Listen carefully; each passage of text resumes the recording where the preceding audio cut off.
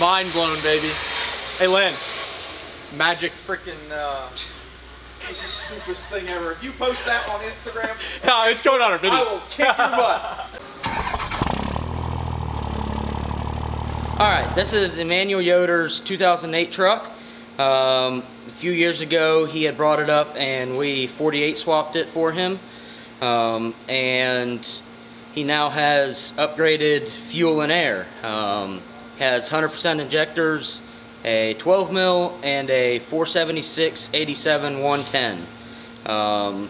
Obviously wants to see what kind of power he can make, and he's also planning on running Outlaw Diesel Super Series 770 Index and the ET class. So he wants some power for, obviously some tunes for running those numbers. So I'll flash a tune in it and see what we can do.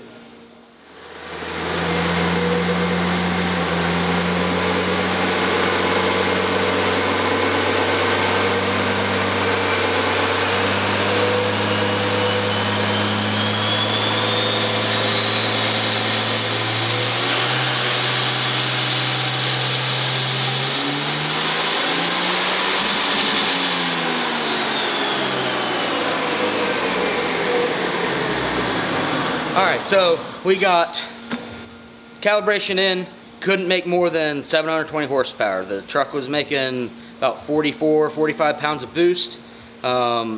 Figured it should have done at least 50, 55. So found out he has a resonator on there, on his exhaust. Pretty much it's auger style. He put that on to try to knock down the drone that he was having in the cab. So we want to do a back-to-back comparison, obviously with it and without it.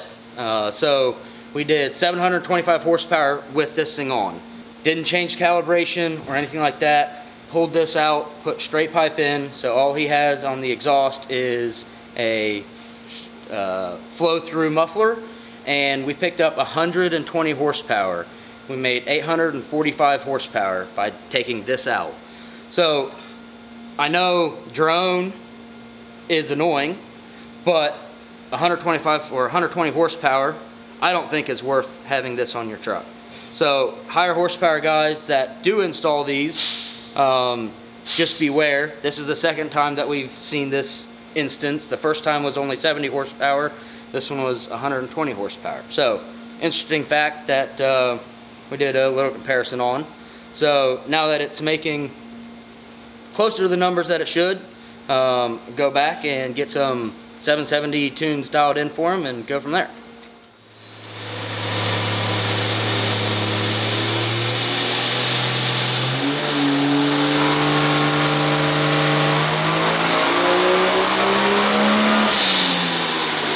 So we're all finished with Emmanuel's truck. Ended up making 845 horsepower.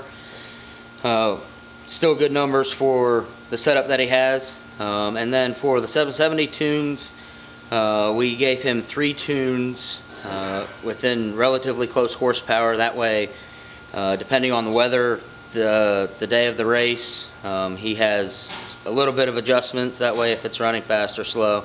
But anyways, tune 2 was 760 horsepower. Tune 3 was 783 horsepower, and Tune 4 was 800 horsepower. So had 40 horsepower, 3 tunes within 40 horsepower. That way he can have some adjustments. And then Tune 1 was 610 horsepower. That way if somebody else drives a truck or something like that, then he's got less horsepower tune that they can drive it on. So I will get him off the dyno and send him on the way. This is Dexter Putten's 2006 automatic truck. He has S&S 100% injectors, fleece dual fuelers, and a 467.7 480 compound setup. Stock bottom end, so he wants to try to make as much power as he safely can with the stock bottom end. So flash a tune into it and go from there.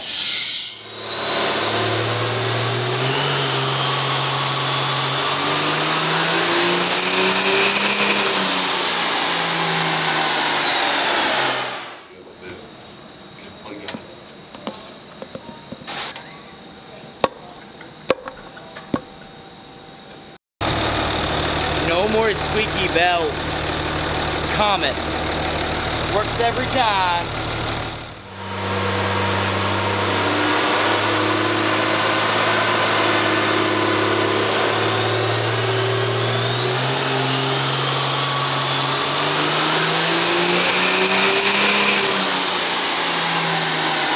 Alright, we are finished up with Dexter's truck. We ended up making 913 horsepower and 1,300 foot-pounds of torque. Obviously, we kept timing out of it to keep torque low at low RPM so that he doesn't hurt his bottom end. We simply just ran out of injector.